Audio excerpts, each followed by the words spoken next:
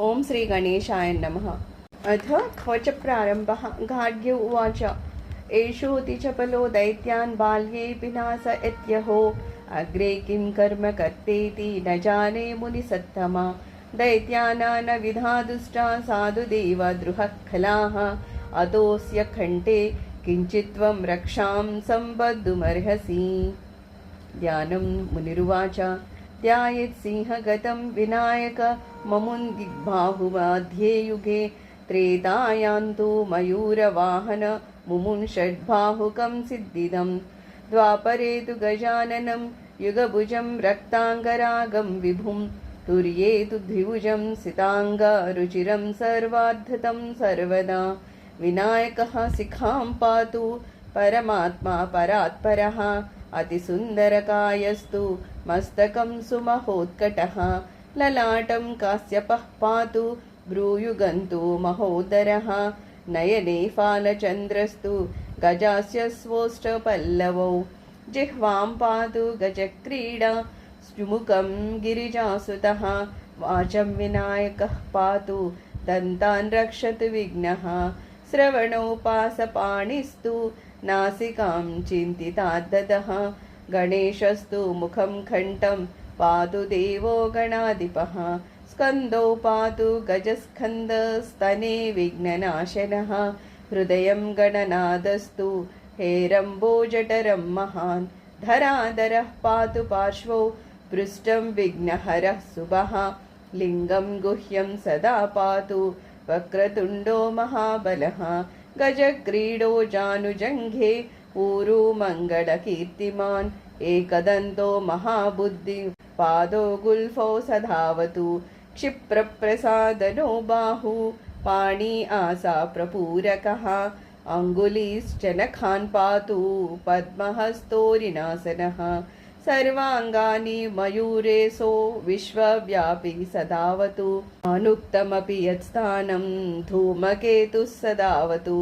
आमोदश्चग्रतः पातु प्रमोदः पृष्ठतोऽवतु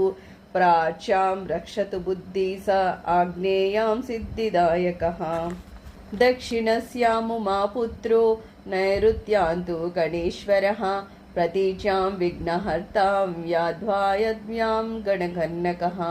कौबेर्यां निधिपः पातुरीशान्यां ईशनन्दनः दिवाव्यादेकदन्तस्तु रात्रौ सन्ध्यानुविघ्नहृत् राक्षसासुरबेताళा ग्रहभूता पिशाचतः पाशाङ्कुशधरः पातु रजसत्त्वत्तमश्रुतिः ज्ञानं धर्मं च लक्ष्मीं च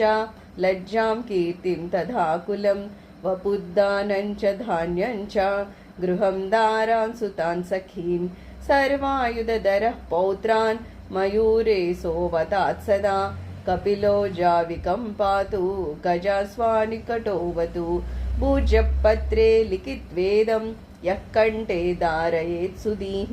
न भयं जायते तस्य यक्षरक्षः पिशाचतः त्रिसंज्ञं जपते यस्तु वज्रसारा तनुर्भवेत् यात्राकाले पठेद्यस्तु निर्विघ्नेन फलं लभेत् युद्धकाले पठेद्यस्तु विजयं चाप्नुयात् ध्रुवं मारणोच्चाटनकर्ष स्तम्भमोहनकर्मणि सप्तवारं जपेते तद्दिनानामेकविंशतिं तत्तत्फलमवाप्नोति साधको नात्र संशयः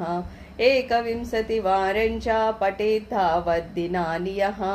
कारागृहगतं सद्यो राज्ञावध्यं च मोचयेत्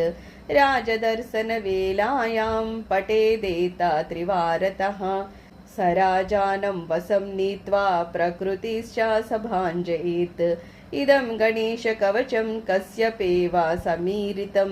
मुद्गलाय च तेनादा माण्डव्याया महर्षये मह्यं सप्राह कृपया कवचं सर्वसिद्धिदं न देयं भक्तिहीनाया देयं श्रद्धावते शुभम् अनेनास्य कृता रक्षाणा चादास्या भवेत् क्वचित् राक्षसासुरबेताళा दैत्यदानवसम्भवा इति श्रीगणेशपुराणे उत्तरखण्डे श्रीगणेशकवचम्।